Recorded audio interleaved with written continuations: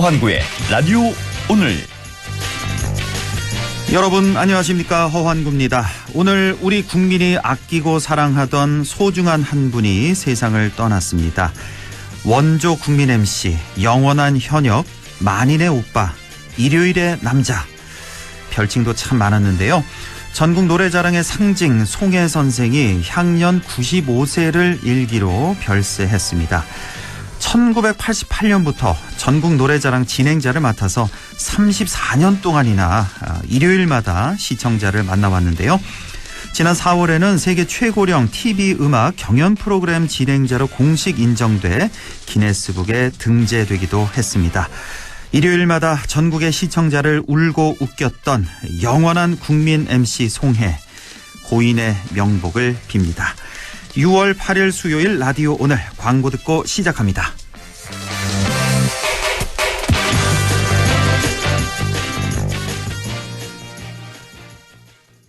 아이유입니다. 어쩌면 우리는 지구 위에서 우리란 말을 가장 많이 쓰는 사람들 아닐까요? 우리 남편, 우리 손주, 우리 회사. 소중한 우리를 위해 우리가 바꾼다.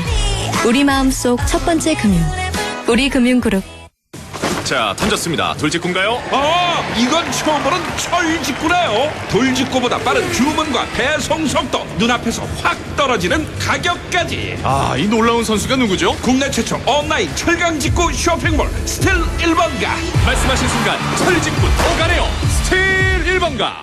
2001년 대한민국 프리미엄 SUV의 시작 렉스턴. 그동안의 고객 성원에 감사드리며 2022년 렉스턴 20주년 스페셜 에디션 탄생. 프리미엄의 정수만을 담아낸 렉스턴 시그니처. 그리고 합리적인 가격에 렉스턴 스포츠 어드밴스까지. 6월 쌍용 자동차 전시장에서 만나보세요. 관절 건강 잘 챙기고 계십니까? 수년간 연구 끝에 개발한 호가는 프리미엄 골드. 관절은 물론 뼈 건강까지 생각했습니다. 관절을 튼튼하게, 관절은 호가는 프리미엄 골드. 지금 전화주세요. 1522-6688. 건강기능식품입니다. 네, 라디오 오늘 수요일 순서 시작합니다. 일부 새로운 시각으로 지역의 문제를 함께 생각해보는 김범일의 청년생각, 안동 청년공감네트워크 김범일 사무국장과 함께 하겠고요. 2부 이슈 오늘에서는 6.1 지방선거 당선인들 만나보고 있는데요. 오늘은 신현국 문경시장 당선인과 권기창 안동시장 당선인을 차례로 연결해 보겠습니다. 이어서 배종찬의 리서치 오늘도 함께하겠습니다. 라디오 오늘 생방송 놓치신 분들은 유튜브로도 다시 들으실 수 있습니다. 많은 애청 바랍니다.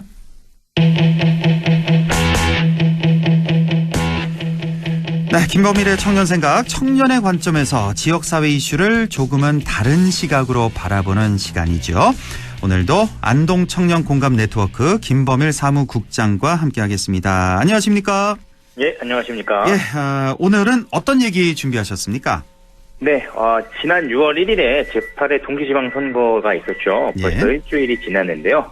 열심히 선거에 임하신 분들 수고 많으셨다는 말씀 먼저 드리고요. 네. 이번에 지방선거를 지나오면서 지역정당의 필요성을 말하는 분들이 좀 많아지고 있어서 오늘은 지역정당에 대해서 한번 이야기해보려고 합니다. 이 지역정당.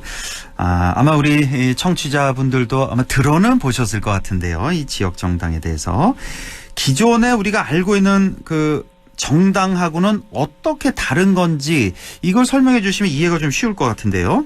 네, 한국에서는 정당을 등록하기 위해서 여러 요건을 맞춰야 됩니다. 네. 그래서 정당법에 이러이러한 기준을 채우고 오라라는 내용이 담겨져 있어서요. 한국은 이제 정당 등록 제도를 채택하고 있다라고 말할 수 있는데요. 예. 근데 그 채워야 되는 요건이 생각보다 까다로워서 까다로워요. 문제가 좀 발생하고 있는데 크게 세 가지를 꼽을 수가 있습니다. 예. 첫 번째는 정당의 중앙당, 그러니까 기업으로 치면 본사라고 할 수 있겠죠. 네. 그 본사가 꼭 서울에 있어야 됩니다. 꼭 서울에요? 예, 법에 다른 데 있으면 안 돼요? 네네. 서울에 본사, 기업으로 치면 본사, 중앙당이 서울에 꼭 있어야 된다. 예, 이게 정당부 3조에 나와 있는 내용이고, 두 번째는 전국에 걸쳐서 시도당이 5개 이상이 있어야 됩니다. 예. 우리나라가 17개의 광역자치단체가 있는데요. 그 17개 광역자치단체 중에서 꼭 5개 이상의 시도당이 있어야 되는 거죠. 예를 들어 서울시당, 경북도당, 제주도당 이런 식의 시도당이 5개 이상 있어야 된다라는 내용이 있고요. 예. 마지막으로는 위에 언급했던 그 시도당은 각각 1,000명 이상의 당원을 꼭 보유해야 합니다. 예. 그러니까 전국에 정당을 등록하기 위해서 5,000명 이상의 당원을 모집하고 나서야 정당 등록이 가능한 거죠. 게다가 중앙당은 또 서울에 있어야 되니까 서울에도 시당이 있어야겠죠. 그렇군요. 그러니까 우리가 알고 있는 정당 그 요건이 이렇게 3가지라는 거. 네. 서울에 중앙당이 꼭 있어야 되고 전국의 시도당이 이제 5개 이상이 있어야 되고 그 5개 시도당마다 1,000명 이상의 당원이 있어야 한다. 그렇죠. 이게 까다로운 건가요? 이거 어떻게 해석해야 됩니까? 이 조건? 사실 우리가 언론을 통해서 자주 접하는 당들은 이미 오랜 역사를 가지고 있고 자원이 있으니까 이게 그렇게 어려운 요건이 아니지 않을까 생각을 할 수도 있는데요. 만약에 정치적으로 드러나지 않은 목소리를 새롭게 내려고 정당을 만든다고 생각을 해보면 좀 굉장히 높은 허들이라고 볼 수가 있습니다. 예를 들어서 안동에 사는 어떤 시민이 길고양이 문제에 관심을 많이 가지게 되면서 주변 사람들과 얘기를 나누다 보니까 생각보다 길고양이 문제에 관심 있는 사람들이 많네라고 이렇게 가정을 해보는 거죠. 그래서 우리가 이렇게 활동을 할 바에는 정당을 하나 만들어서 길고양이 정책이라든가 도시 디자인이라든가 특화된 시의원을 한번 만들어보자 해서 정당을 만들고 싶을 수가 있잖아요. 그렇죠. 근데 그렇게 정당을 만들려고 해도 5,000명의 이상 당원을 각 다른 광역자치단체에서 모아야 되고 심지어 중앙당은 서울에 있어야 되니까 이거는 자칫 생각해보면 좀 이상하게 보일 수도 있는 법일 가능성이 있는 거죠. 그렇네요. 이 5,000명을 모은다는 게 이게 쉬운 게 아니겠죠. 사실 내가 지금 지역 정당 만들고 싶다 만들어야지 하고 생각해 보니까 쉬운 게 아니네요. 절대. 네네. 절대 아닙니다. 예. 자, 그러면 이렇게 생각할 수도 있을 텐데 또 반대로 생각하는 분들은 전국적으로 이 길고양이 문제에 관심 가진 분들 이게 얼마나 많겠냐. 이런 사람들 SNS 등을 통해서 이렇게 모아서 만들면 되지 않을까 이렇게 생각하시는 분들도 있을 것도 같고요. 예, 물론 그것도 가능하긴 합니다. 또 전국의 길고양이 문제를 심각하게 생각하는 사람 다 모여라 해서 만들 수는 있겠지만 사실 다 같은 길고양이 문제라고 하더라도 도시마다 상황이 다를 수가 있잖아요. 왜냐하면 도시마다 처한 인식도 다를 것이고 예산도 다를 것이고 행정도 다르겠죠. 예를 들어 서울 도심에서의 길고양이 문제를 해결하는 방법과 도심과 농촌이 공존하고 있는 안동에서의 그것은 생각보다 많이 다를 수밖에 없는데요. 그래서 가장 결정적인 거는 전국 정당을 만들 수는 있다라는 것과 그 방법 밖에는 정당을 만들 수 없는 거 이건 또 크게 다르지 않겠습니까? 그렇죠. 예. 사실 안동에 사는 사람들끼리 안동의 문제를 해결하기 위해서 정치적인 결사체를 만들고 출마를 시도하는 게 어쩌면은 굉장히 당연하고 자연스러운 일인데 우리가 익숙하지가 않다 보니까 그 당연한 것을 당연하게 생각을 못하는 것 같고요. 그 당연한 것을 정당법이 가로막고 있다는 것 이게 좀 심각한 문제입니다. 그렇네요. 이 말씀 들을수록 설득이 팍팍 되는데 우리는 보통 이런 시점에 왜 해외 사례 특히 선진국 예를 이렇게 들잖아요. 네, 맞습니다. 해외 사례는 어떻습니까? 예, 예리하게 말씀해 주셨는데요. 한국의 정당법은 정당 등록 제도를 두고 있는데요. 그러니까 정당이라는 이름으로 선거에 출마하려면은 까다로운 요건을 충족해야 된다라고 말씀드렸는데 OECD 회원국 중에서 정당 설립 요건을 법으로 제한하는 나라는 독일하고 한국밖에 없습니다. OECD. 그 많은 나라 중에 30몇 개국 되잖아요. 맞습니다. 이 중에 독일하고 우리나라만 정당 설립 요건을 법으로 정했다. 다른 나라는 다 좀 자유로운가 보네요. 정당 설립이. 네, 맞습니다. 그나마 독일은 정당이 아닌 형태의 정치 결사체로도 선거 참여가 가능하기 때문에 사실상 지역 정당으로 선거에 출마를 못하게 법으로 막은 나라는 OECD 회원국 중에 한국밖에 없다라고 얘기할 수 있습니다. 다른 나라에서는 지역 정당의 사례가 굉장히 자연스러운데요. 보통 지역명을 앞에 붙입니다. 예를 들어서 미국의 알래스카 독립당, 캘리포니아 국민당, 독일의 바이에른 기독교 사회 연합, 그리고 일본의 도쿄 도민포스트회 이런 것들이 대표적인데요. 일본 정치에 관심이 많으신 분들이라면 이 도쿄 도민포스트회라는 이름을 아마 여러 번 들으셨을 거예요. 그래요. 이름 그대로 이제 도쿄 지역에서 활동하는 지역 정당인데요. 이 정당은 2017년에 도쿄 도의회 선거에서 일본의 아주 오랫동안 집권을 하고 있는 자민당이라고 하는 당을 5개 누르고 오, 그래요? 49석, 그러니까 전체 의석의 38% 이상을 얻으면서 도내 1당이 되기도 했습니다. 이 지역 정당이요? 예. 그래요? 그러니까 이렇게 지역 정당이 그 지역의 주민분들의 목소리를 대변하고 정치 활동하는 모습이 다른 나라에서는 자연스러운 일인 거죠. 아, 그러네요. 지난주에 끝난 이 지방선거 같은 경우도 사실은 이 지역 일꾼 뽑는 선거잖아요. 그렇죠. 전국 선거 다르게 지방선거는.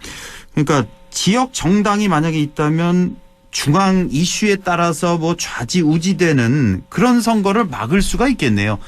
바로 정확하게. 정말로 우리 지역 일꾼을 뽑을 수가 있겠네요. 그야말로. 그렇죠. 중앙과는 상관없이. 예. 네.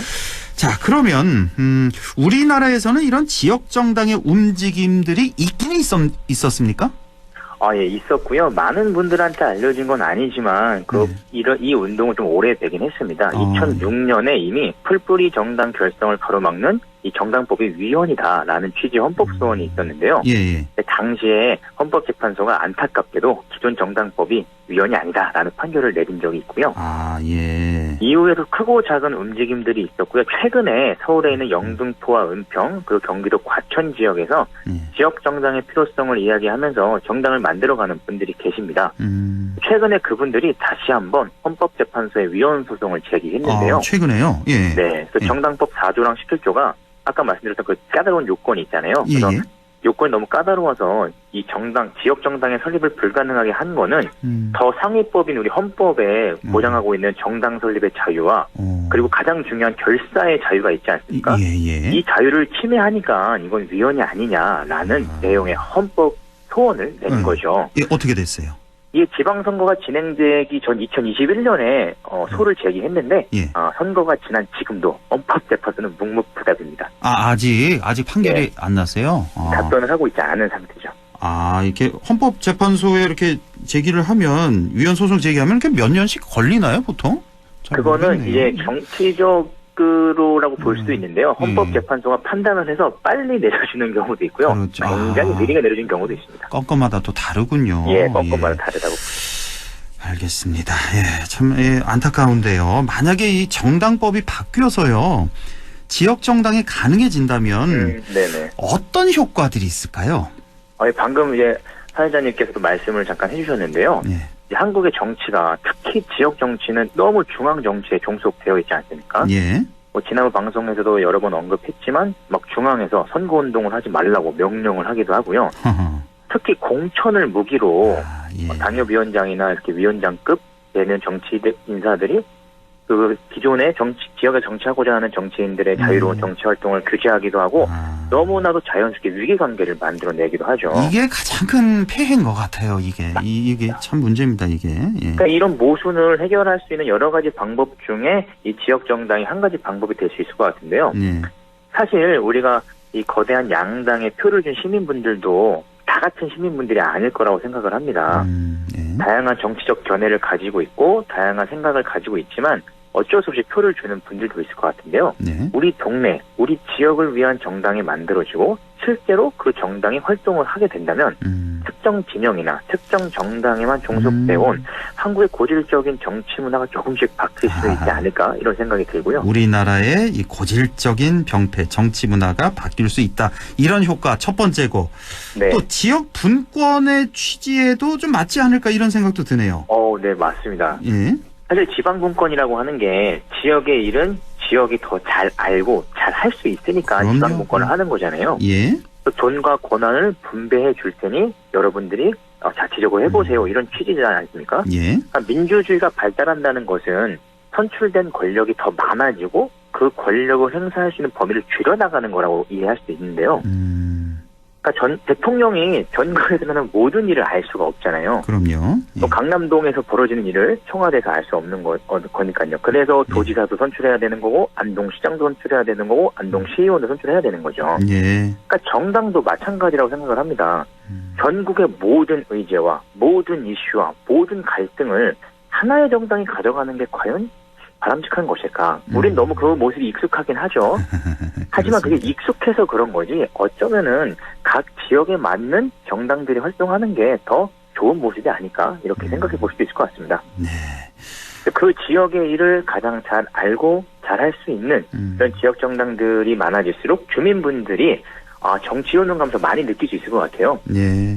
그러면은 더 많은 정치적인 참여를 할 수 있을 것 같고요. 관심도 높아질 수 있을 것 같고요. 예. 네, 그래서 지역 정당의 필요성을 이야기해 보려고 오늘 준비를 해봤습니다. 오늘 이 방송 들으시는 분들이 저 청년 저 누군데 저렇게 옳은 말만 저렇게 골라서 할까 무릎을 탁탁 치실 것 같습니다. 정말. 예. 우리 정치 이 고질적인 이 정치 문화를 바꿀 수 있는 그 한 방법이 그리고 또 우리 왜 지역 정치 문화 이거 상당히 문제잖아요. 호남의 민주당 맞습니다. 우리 여기 경상도의 국민의힘 참 이 문제인데 이것도 좀 해결할 수 있는 한 가지 방법이 될 수도 있겠다는 생각도 네, 드네요. 네. 지역 정당이라는 게. 맞습니다. 예. 네. 자, 김범일 사무국장 오늘 마지막 시간이었습니다. 사실은 아주 중요한 이 지역 정당에 대해서 또 자세히 알려주셨는데 우리가 그렇게 오래 하진 않았잖아요. 몇 달 못했는데 네네. 그래서 그만둬야 되는데 혹시 뭐 하실 말씀 없습니까? 마지막으로? 아나운서님께서 너무 잘 챙겨주셔서 감사하다는 말씀 꼭 드리고 싶었습니다. 예, 그동안 아주 너무나 알찬 방송 잘 들었습니다. 저도 아주 행복했고요. 예. 네. 자, 사무국장님 고맙습니다. 그동안 감사합니다. 예, 감사합니다. 예, 지금까지 안동 청년 공감 네트워크 김범일 사무국장이었습니다. 라디오 오늘 잠시 후 2부에서 뵙겠습니다.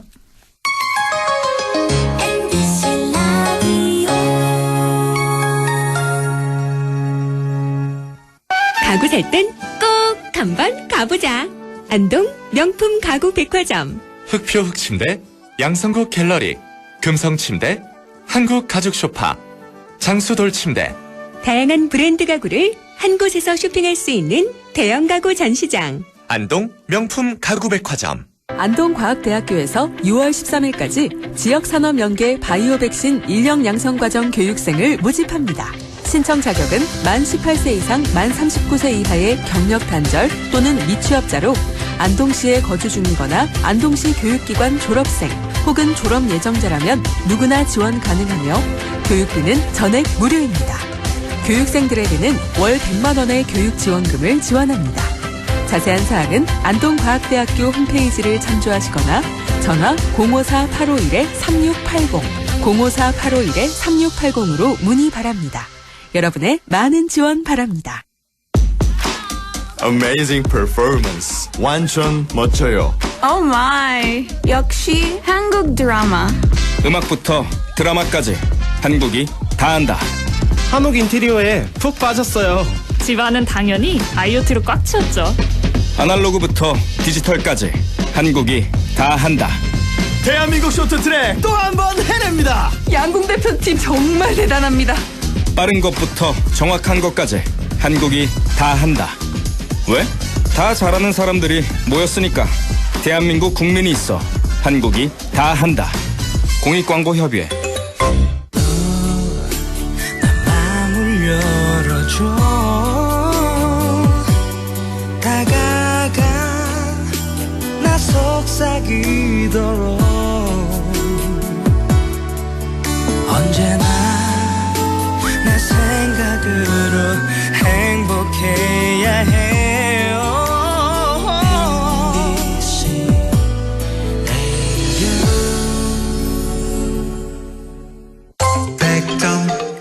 MBC 라디오.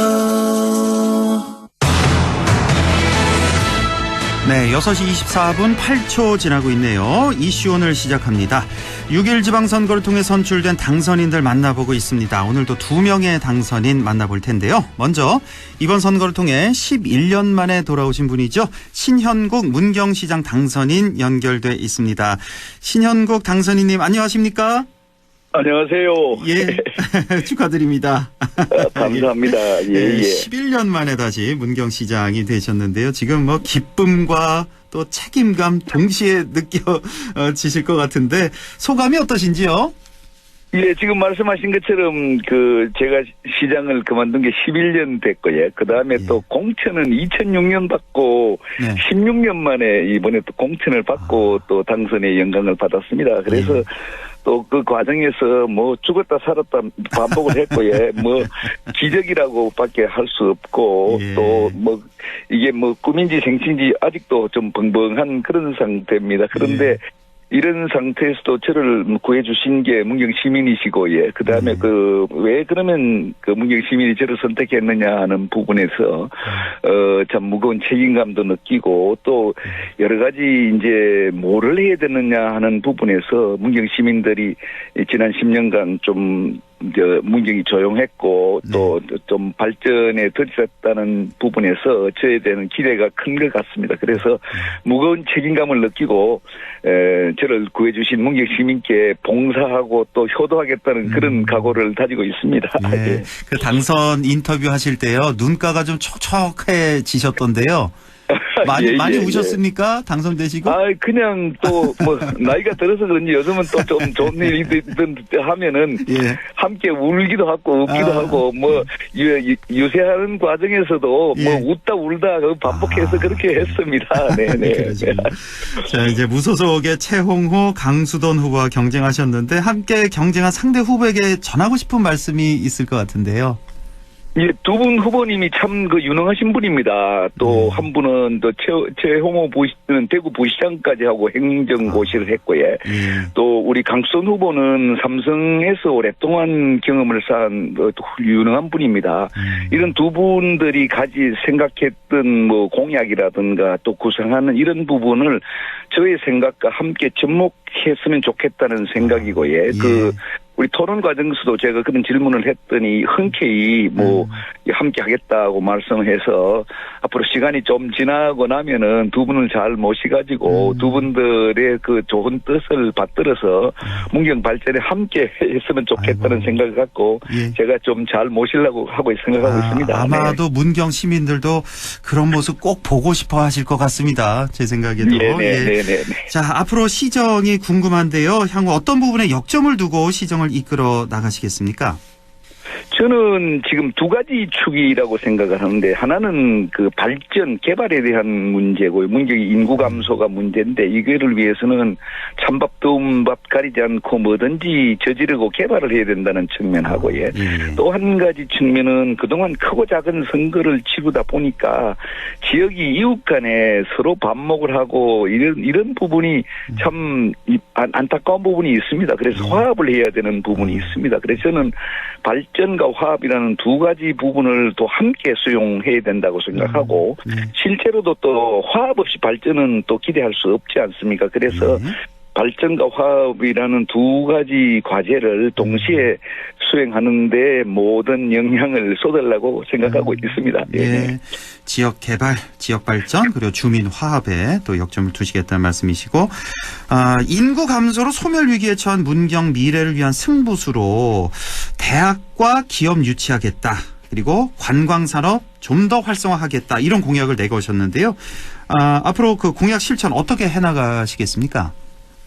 저도 참 그 공약을 말씀은 드렸지만은 참 지금부터 이제 머리가 아프고 걱정이 됩니다. 인구 감소가 문제고 인구 감소를 해결하는 길은 결국 외부에서 뭔가를 유치하지 않으면은 자구적인 노력은 불가능하다고 보여지고요. 그래서 제가 공약으로 서울에 있는 한국체육대학, 숭실대학 이런 부분을 공약을 하고 또 30만 평 산업단지를 만들어서 대기업이 됐던 대기업의 계열사를 유치하겠다는 공약하고 그다음에 문경 관광의 활성화를 위해서는 그동안 논란이 있었던 주월산에 케이블카를 대규모로 놓아서 관광 상품을 다양화함으로써 관광이 좀 지역 경제에 도움이 되는 관광 산업 활성화하겠다는 이런 공약들 글을 내걸었습니다. 그래서 이것은 선택과 집중을 통해서 공무원들에게 하나씩 과제를 좀 선택과 집중을 해서 집중을 하고 책임과 권한을 부여해서 팀제를 운영하면서 이러한 그 공약을 이행하려고 그렇게 구상을 하고 있습니다. 네. 크게 봐서 이제 한체대, 숭실대 유치, 또 대기업도 네네. 유치하겠다, 주hul산 케이블카 설치하겠다 이렇게 크게 봐서 이런 공약들이 있네요. 아마 지역민들이 눈 부릅뜨고 지켜보실 겁니다. 잘하셔야 될 것 같습니다, 앞으로. 예. 근데 하나하나 다 이게 쉬운 일들이 아니네요, 보니까. 예. 어려운 과제입니다. 하나하나가 그렇죠. 예. 뭐, 지사님 공약보다도 어쨌든 뭐 얘기를 하는 분도 있고요. 또 그래서 뭐, 그러나 뭐 저는 뭐 옛날에 상무부대 유치할 때도 그러고 다들 안 된다 해도 저는 뚝심으로 뭐 또 끝까지 포기하지 않고 하다 보면은 의외의 성과도 거두고 그래 하고 있습니다. 알겠습니다. 자, 이제 우리 지역민들에게 끝인사 한 말씀 전해주시죠. 예, 다시 한번 우리 저를 구해주시고 저를 이제까지 이렇게 보살펴주신 8만 문경 시민께 감사를 드리고 그래서 그 기대에 부응해서 문경 발전과 문경 화합이라는 이런 양축을 문경 시민 또 공무원들과 함께해서 열심히 해서 어떻든 새로운 문경, 새로운 도약, 희망 있는 문경을 만드는데 제 온몸 모든 것을 쏟아붓고 노력을 하려고 합니다. 안동 MBC에서도 많이 지켜봐 주시고요. 저는 특히 이번 선거 과정에서 안동 MBC가 2번의 결정적인 여론조사를 해주셔가지고 경선도 그렇고 본선거에서도 큰 은혜 받았습니다. 안동 MBC에 대해서도 제가 앞으로도 잘 제가 모시고 또 함께 발전하는데 제가 역할을 하겠습니다. 시장님, 저희는 모시지 말고요. 문경 시민만 잘 모셔주셨으면 좋겠습니다. 감사합니다. 네, 시장님 오늘 말씀 잘 들었습니다. 다시 한번 축하드립니다. 감사합니다. 예, 고맙습니다. 지금까지 신현국 문경시장 당선인 얘기 나눠봤고요. 그럼 계속해서 바로 이어가죠. 예, 권기창 안동시장 당선인 연결돼 있습니다. 안녕하십니까? 네, 안녕하세요. 다시 한번 축하드리고요. 고맙습니다. 네. 자, 지난 2018년 한 차례 고배를 마신 후 4년이 지나서 이번에 이제 드디어 당선이 되셨는데 글쎄요, 제가 이제 감정을 좀 이입해서 생각을 해보니까 네네. 우리 시장님 이제 지금 뭐 구름 위를 걷는 듯한 그런 기쁨도 있을 것 같고 네네. 머리 위에 아주 큰 돌덩이를 이고 있는 그런 막중한 책임감도 느끼실 것 같은데 어떠세요 지금 기분이? 지난 4년 동안에 저를 믿고 변함없이 지지를 해주셔서 오늘의 권기창이 있는 것 같습니다. 안동 시민께서 저에게 일할 수 있는 기회를 주셔서 정말 감사드리고요. 이번 선거의 승리는 제 개인의 승리가 아니라 안동 시민의 위대한 승리라고 생각을 합니다. 제가 가진 모든 역량을 바쳐서 안동 시민이 행복한 그러한 도시를 반드시 만들도록 하겠습니다. 예. 오늘도 뭐 전화 드려도 전화도 못 받으시고 계속 회의 중이시고 수행실장이 받으시던데 죄송한 게 아니라 오늘 하루는 어떻게 보내셨습니까? 뭐 새벽 아침 일찍부터 시작하셨을 것 같은데요. 일정이 새벽 5시 반에 나와서 아침에 택시기사분 만나고 전통시장 들리고 평소 선거 전 4년 전에 하던 일과 똑같이 하고 또 지금은 인수위원회가 구성이 돼가지고 9시부터 인수위원들과 현장을 계속 방문하고 시민의 의견을 청취하고 무엇이 문제인지 또 어떻게 하면 빨리 해결할 것인지 오늘 하루 종일 고민하고 이제 방금 마쳤습니다. 그러니까요. 인수위 얘기를 하셨는데 인수위가 어제부터 출범됐죠? 네, 그렇습니다. 저희가 사실 준비된 질문이 뭐 시정 공약 여쭤보기 전에 인수위에 대해서 우리 저 안동 시민들이 좀 궁금해하실 것 같아서요. 네네. 인수위 구성원들이 어떤 분들인지 뉴스 보도에는 이제 인수위원장 같은 경우 이제 전직 시청 국장 출신 이렇게 소개가 잠깐 됐었는데 다른 분들은 또 어떻게 구성됐는지 좀 궁금해하실 것 같아서요. 네, 인수위원회 구성은 전체가 15명이고요. 그중에서 여성이 6명인데. 우리가 어떤 일을 하기 위해서는 공직문화 혁신이 너무나 중요할 것 같아요. 그래서 공직에 경험이 많은 행정 전문가를 5명을 전면 배치를 했습니다. 이분들은 정말 수십 년 동안 안동시 행정에 직접 관여해 왔기 때문에 누구보다도 안동의 공직문화를 정확히 이해하고 있다고 보고요. 나머지 분들은 각 분야별 정책 전문가를 모셔가지고 행정과 정책이 동시에 맞물려 들어갈 수 있게끔 이런 식으로 위원회가 구성이 되어 있습니다. 그렇군요. 예. 네네. 행정 전문가 5분, 정책 네네. 전문가 10분, 이렇게 모두 15분이 네, 어제부터 맞습니다. 열심히 일을 하고 계신데, 네네. 그 인수위가 사실 우리 지방 선거에서 이번에 처음 도입된 제도잖아요. 네, 그 처음 시장 인수위. 도입됐습니다. 네네네. 어제 오늘 어떤 일을 역점을 두고 하고 계신지 이것도 좀 궁금해 하실 것 같아서요. 인수위의 가장 기본적인 목적은 이제 공직 문화를 좀 바꿔야 되겠다는 게 첫 번째 의무입니다. 그래서 수직적이고 수직적이고 권위적인 조직 문화를 수평적이고 창조적인 환경을 바꾸는데 결국 사람이 일을 하잖아요. 예. 그래서 일 잘하는 사람, 열심히 일하는 사람이 대접받을 수 있는 조직 문화 환경을 바꾸는 게 첫 번째 목적이 있고요.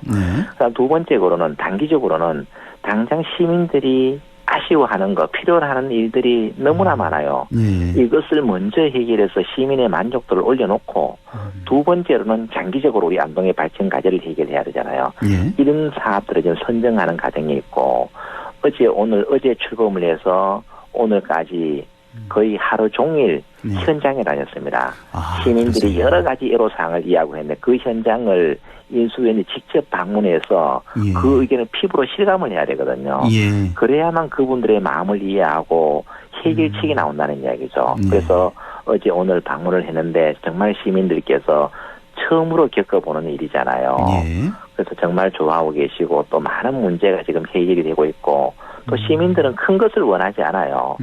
정말 나에게 필요한 거, 또 시민 전체에 필요한 부분들, 대부분 공익적인 부분들이 많아요.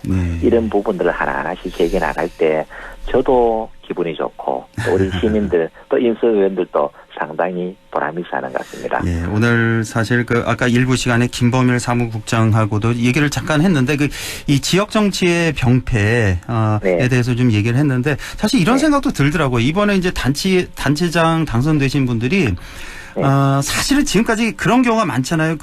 그 지역당 국민의힘의 공천을 바라보면서 일하는 분들도 없진 않았단 말이에요. 그러니까 그런데 좀 이렇게 얽매이지 말고 공천에 얽매이지 말고 정말 4년 동안 열심히 시민만을 보고 일하셔서 공천을 안 받더라도 당선될 수 있게끔 그렇게 좀 업무를 해주셨으면 얼마나 좋을까 하는 그런 바람을 좀 강조하는 전해드립니다. 것이 다음 선거를 생각하는 정치꾼이 되지 않고 다음 세대를 생각하는 진정한 정치인이 되겠다는 생각을 가지고 시민에게 무한 봉사를 하고 시민이 선택해 줘야만 재선이 되든지 뭐가 되는 것이지 공천의 힘만 가지고 되는 시대는 저는 벌써 지났다고 생각하는 사람입니다. 예, 알겠습니다. 꼭 좀 그렇게 해주셨으면 좋겠습니다. 이번에 이제 김위한 후보, 정운선 후보와 경쟁을 하셨는데 상대 후보에게 혹시 좀 전하고 싶은 말씀이 있다면요.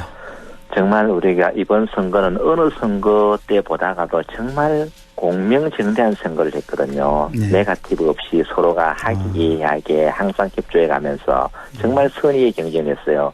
우리 선거 역사에서 이와 같은 모델이 처음으로 만들어진 것 같습니다.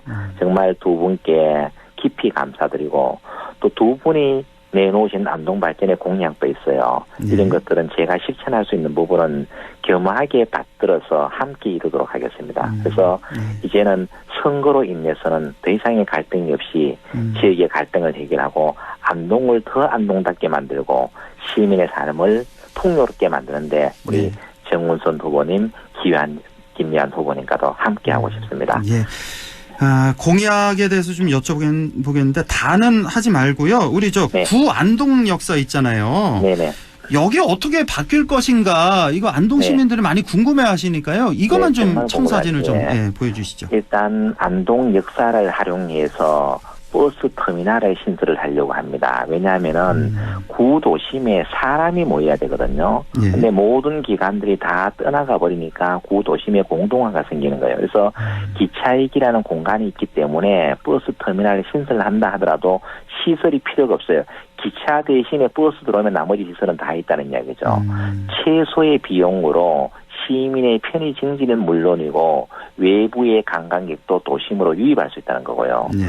두 번째로는 옹천역과 운산역까지의 폐성 구간이 38km 정도가 됩니다. 이 폐성 구간을 효율적으로 사용하기 위해서는 국제 마라톤 코스를 중심으로 한 복합 스포츠 레저 공간으로 만들어서 이 폐선에 많은 스포츠 관광객들이 찾아올 수 있는 여건을 만들어준다면 이것이 바로 도심 재생과 연결이 돼서 도시 활성화에 엄청난 도움이 될 것이다. 그래서 궁극적으로는 기차역이 안동 도시 재생의 중요한 요소로서 복합 문화 관광 타운이 될 수 있게끔 만들려고 합니다. 예, 그렇군요. 이게 지금 말씀하신 내용들이 임기 내에 다 가능할까요? 어떻게 보십니까? 왜냐하면은 기차역 같은 경우에는 뭐 제가 볼 때는 한 달 내로 가능할 것 같아요. 버스 터미널 신설 왜 버스 노선만 지금 그 송년동에 있는 것을 안동시 같지만 노선만 연장하면 돼. 다른 시설은 하나도 필요 없어요. 예. 그리고 마라톤 코스는 이미 땅이 다 있어요.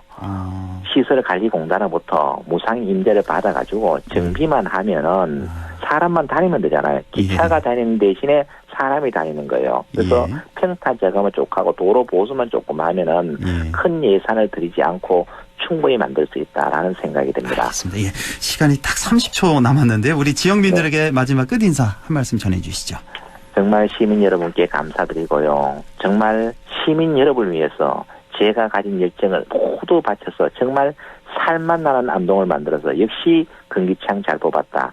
역사에 평가받는 시장, 그런 시장이 되도록 최선의 노력을 다하겠습니다. 예, 알겠습니다. 오늘 말씀 잘 들었습니다. 고맙습니다. 네, 감사합니다. 예, 고맙습니다. 지금까지 권기창 안동시장 당선인이었습니다. 라디오 오늘에서는 청취자 여러분의 참여를 기다리고 있습니다. 우리 지역에서 발생한 사건 사고 소식이나 함께 토론하고 싶은 내용을 안동 MBC 홈페이지 라디오 오늘 게시판에 올려주시기 바랍니다. 전화와 문자 참여도 하실 수 있습니다. 전화는 851국에 7191번, 문자는 샵 0913번으로 보내주시면 됩니다. 문자는 단문 50원, 장문 100원의 정보 이용료가 있습니다. 여러분의 많은 참여 바랍니다.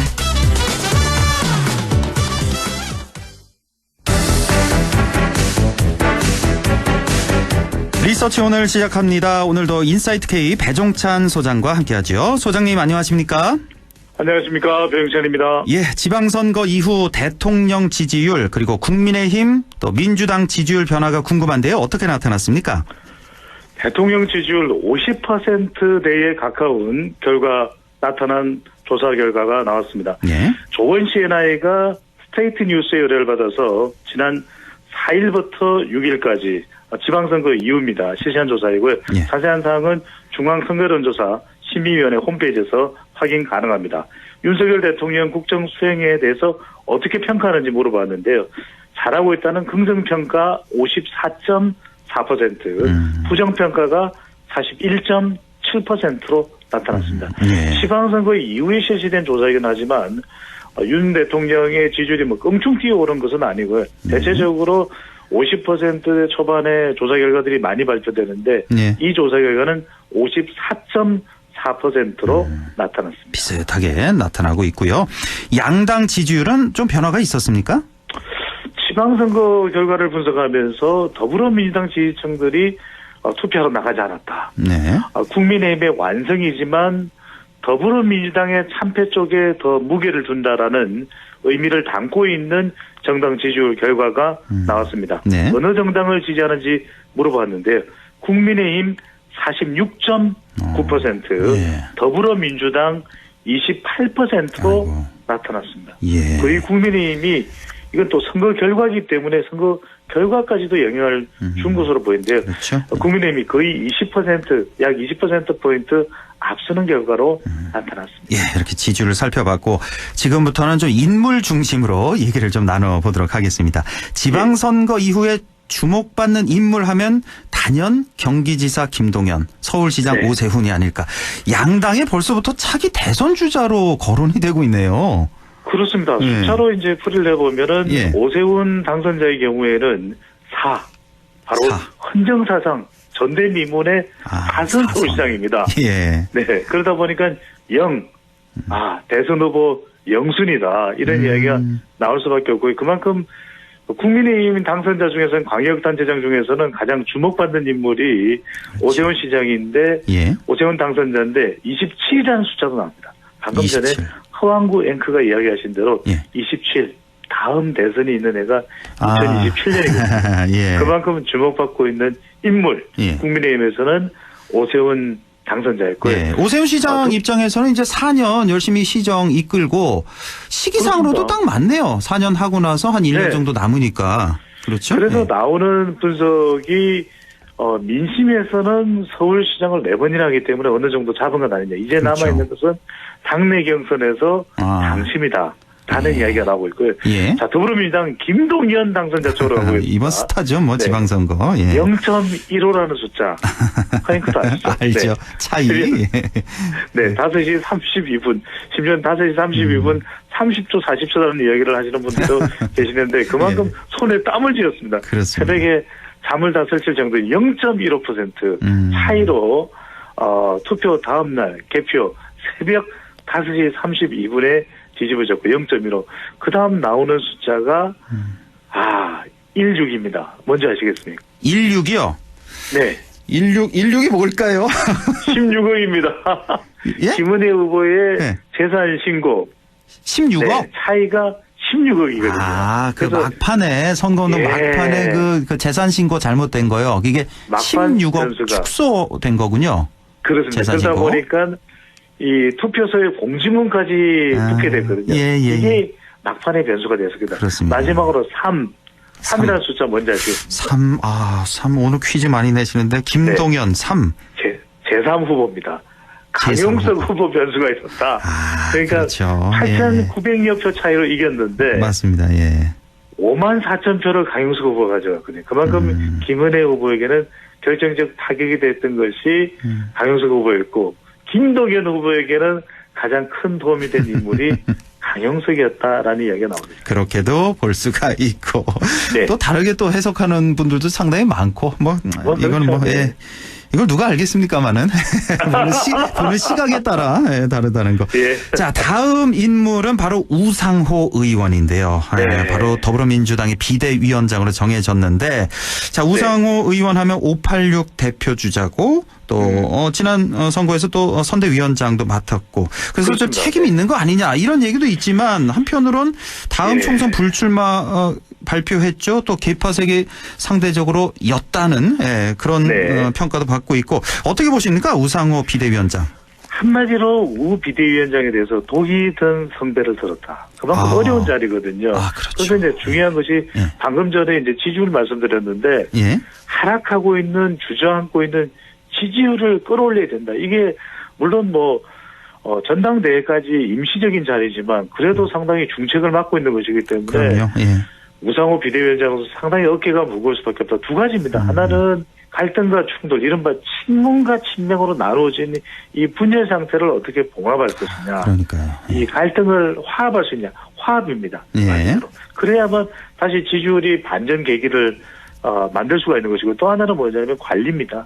전당대회까지 지금 책임이다 아니다 이재명 의원 나와서는 안 된다 설왕설래가 끊임없이 계속되고 있거든요. 그러다 보니까 이 부분을 어떻게 잘 조절하고 또 관리를 이끌어낼 것인가. 말 그대로 잘하면은 우 비대위원장이 상당한 평가를 받을 수가 있고 참 어려운 자리에 앉았다라고 할 수 있겠습니다. 그렇습니다. 우상호 비대위원장 두 가지 과제 화합 그리고 관리를 짚어주셨는데 여기에 하나 더 보너스로 추가하자면 혁신 얼마나 또 혁신을 할 거냐. 그럼요. 이것도 좀 관심이 많이 가고 다음 키워드는 이제 이재명인데요. 이 정말 할 얘기 많으시죠. 이것도 좀 간략하게 해야 될 것 같은데 말씀드리면 당선 후에 최대한 지금 이재명 의원 같은 경우는 말을 아끼고 있다는 거 우리가 알 수가 있는데 다음 당권 어떻게 될는지 이게 핵심일 것 같네요. 지금으로서. 결론부터 말씀드리면 저는 도전할 것 같아요. 그리고 그래요? 도전하면은 당대표가 될 가능성은 높아 보입니다. 그럴 수밖에 없는 것이 별로 없어요. 대선 때 1600만 표를 얻었던 파괴력 있는 정치인을 아무리 지방선거 패배했다고 해서 그 정치적 영향이 한 번에 꺼지지는 않거든요. 그런 만큼 또 이제 또 출마를 할지 당권에 도전할지 안 할지가 사실 더 중요할 텐데 일단 네. 출마를 해야 당선이고 당대표가 되고 안 되고 결정되는 것이기 때문에 그런데 이 등원에서 국회에 나가서 한 첫 발언에서 분명히 이 질문 받았거든요. 근데 네. 안 한다고 선 긋지 않았습니다. 그렇죠. 예. 잘 모르기 때문에 좀 더 생각해 보겠다라고 한 것이 이 출마를 암시하는 것 아니냐 이런 그렇죠. 해석이 나오고 있고 예. 공교롭게도 이재명 의원이 국회에 나간 날 라이벌이라고도 할 수 있죠. 이낙연 전 대표는 출국을 했기 때문에 그러니까요. 당분간 라이벌이 없다. 하는 것도 이재명 의원의 영향력과 입지를 더 부각시키는 것으로 보이고 있습니다. 다음 키워드는 이제 이준석 대표가 되겠는데 논란이 네. 지금 중심에 있는데요. 우크라이나를 갔습니다. 가서 젤렌스키 대통령까지 만났고. 그러니까요. 네. 자, 이 논란의 중심 어떻게 해석해야 될까요? 글쎄요, 뭐 이제 광폭 행보, 다양한 또 폭넓은 당의 외연을 확대하는 행보라고 해석을 할 수도 있겠지만 표현적으로는 속으로 들어가 보면 24일 이준석 대표 운명의 날입니다. 이 윤리위가 열리기 때문에 자기 방어를 위한 안전장치 아니냐. 우크라이나도 가고 호남 공들이기도 하고 혁신이까지 만드는데 날 건드려 누구야? 이렇게 나올 수밖에 없는데 그렇게 봐야 되나요? 대선 당시에는 이른바 투스톤즈 갈등 충돌 그러면은 이준석 윤석열 이렇게 투스톤즈였거든요. 이제는 투스톤즈의 인물이 바뀌었습니다. 이준석, 정진석 국회 부의장이 웬 말이냐 이렇게 생각하셨었는데 이 정진석 국회 부의장이 우크라이나 왜 가? 그러니까 뜬금없이 정미경 분당을 안 돼 이렇게 이야기를 하고 있거든요. 그러다 보니까 이준석 대표가 국회 부의장의 갈등 이거 우리 같은 당 출신에 왜냐하면 이 국회 부의장과 당 대표가 충돌될 일이 뭐가 있겠습니까? 그러니까요. 웬만하면 없는데 정말 정진석 이준석 투스톤즈 갈등인데 24일 성상납과 관련된 의혹을 이제 윤리위에서 해부대에서 논의가 되는데 그때 증거인멸 교사까지도 증거은닉 교사 인멸 이 부분까지도 이제 징계위에서 논의가 되는데 만약에 이제 징계된다 그러면은 제명될 수도 있고 여러 가지 조치가 취해질 수 있고 당대표 자리를 내놔야 될 가능성도 높거든요. 그러면서 우크라이나로 갔지만 상당히 마음은 지금 국내에 무겁게 자리 잡고 있을 이준석 대표 운명의 날은 24일입니다. 자, 마지막 하나만 더 여쭤보죠. 검찰 출신 인사들 너무 대거 등용되는 거 아니냐 이런 비판. 자, 금감위원장에조차도 이복현 검사를 임명했다. 이거 사상 처음으로 검사가 이제 금감위원장 됐다는 건데, 자, 이건 뭐 여당 내뿐만 아니라 보수 언론에서도 뭐 우려와 비판이 많이 쏟아지고 있네요. 이거 어떻게 보세요? 이른바 금감원장이 아니라 금융감독원장이 아니라 앞에 검찰에 검찰을 붙여서 금감원장이다 이런 이야기가 나올 정도면 사실 큰 우려가 되는 것이고 물론 이제 능력 있는 사람이면 그 사람이 검사 출신이라도 등용하고 발탁할 수 있습니다. 하지만 그게 어느 정도라야 되는 것이거든요. 그렇죠. 우리가 뭐 검사라고 꼭 배제되어서는 안 되는 거죠. 그런데 너무나 많은 분야에서 너무나 줄지어서 이렇게 되다 보니까 심지어는 지금 인사 문제가 가뜩이나 내각 인선할 때도 윤석열 대통령의 지지율의 발목을 잡는 그런 부정적인 이유로 꼽혔는데 이러다 보니까 너무한 것 아니냐. 그런데 이제 윤석열 대통령의 대응이 문재인 정부 때는 민변으로 도배되지 않았냐. 이런 또 반응이 나오다 보니까 인사 문제는 허앵커 말씀대로 정말 당 내에서도 반발이 나올 정도. 그러니까 이게 글쎄 이제 당장은 아니더라도 시간이 지나서 이 인사, 검찰 인사가 너무 지나치다 싶으면 이게 검찰 공화국으로 또 부정적인 인식도 더해질 수밖에 없는 것이거든요. 그렇게 되면 시간이 지나서는 윤 대통령에게 상당한 부담이 될 우려도 있을 것으로 보입니다. 오늘 소장님이 저한테 퀴즈 많이 내셨으니까 제가 지금 막 생각나는 퀴즈가 있습니다. 자, 이 윤석열 대통령의 인사. 검특인 인사다. 제가 지금 제목을 봤는데 해석이 가능하신지요? 검특인. 검찰 특수부. 이는 잘 알고 있는 사람들, 지인. 예, 비슷합니다. 예, 검사 중에서, 특수통 중에서 인연이 있는 인사다. 예, 이렇게. 오늘 이쯤에서 마무리할까요, 소장님? 우리 국민들도 다 어떻게 로스쿨 가야 되는 겁니까? 예. 자, 지금까지 리서치 오늘 인사이트 K 배종찬 소장과 함께 했습니다. 고맙습니다. 감사합니다.